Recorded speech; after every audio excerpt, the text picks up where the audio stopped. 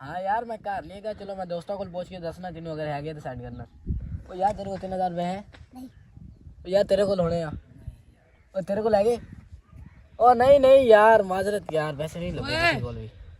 यार तू मेरे को पूछा नहीं, अगर सारे को पूछ लिया मैं तेन इन्ना भुखा लगदा है कि यार। ओ यार मेनू पता है तेरे को अक्सर होंदे ही नहीं है।